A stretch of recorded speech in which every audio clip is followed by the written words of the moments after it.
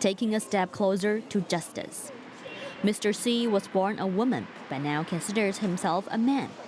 He took a local health center to court, which he claims dismissed him after 1 week's probation due to his gender identification. The court ruled in December that he was illegally fired, but said there was no proof his dismissal was due to bias against the transgender people. He has applied to the court for a retrial. The HR chief said in an audio clip that they dismissed me because of how I dressed. It's bias. Mr. C says he is not only fighting for his own rights. For 10 years, he has led an NGO which aims to help the LGBT community through consultations, speeches, and gatherings. Lately, he's been interviewing new volunteers, mostly from the community itself. While Mr. C and his friends are joining their efforts, they're calling for more social equality, not only for themselves, but also for tens of millions in China. There are no official statistics on the size of China's LGBT community, but it's estimated to number around 70 million.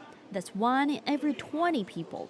A 2016 survey conducted by nonprofit business network Work for LGBT says more gay men and women in the Chinese mainland are planning to come out. The survey says only 22% of gay men and 12% of gay women don't intend to reveal their sexual orientation in the next 5 years. This hesitance can be traced back to the fact that homosexuality was regarded as a mental disorder in China until 2001. And last year, a court in Hunan Province rejected a gay couple's request that they be allowed to marry. The LGBT community is now asking for equal social rights.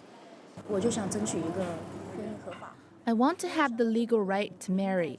I just want more people to know I'm just one person that wants to live together with another person. It doesn't matter if it's the same or the opposite sex.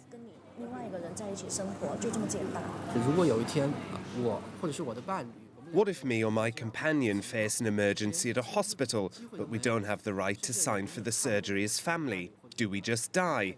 Maybe it won't happen that fast that we get equal marriage rights, but can we at least have basic legal spousal rights?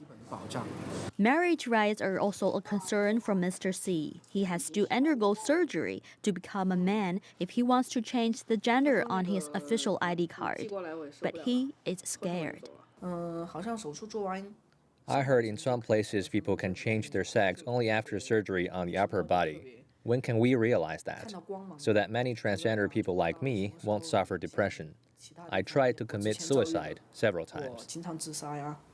Mr. C's girlfriend, who currently lives in Beijing, plans to move in with him soon. Together, they plan to make a series of speeches across the country this year. He says he has the best parents and the best girlfriend, but not a society that allows him to work and marry like anyone else. Guoxiu, CGTN, Guizhou Province.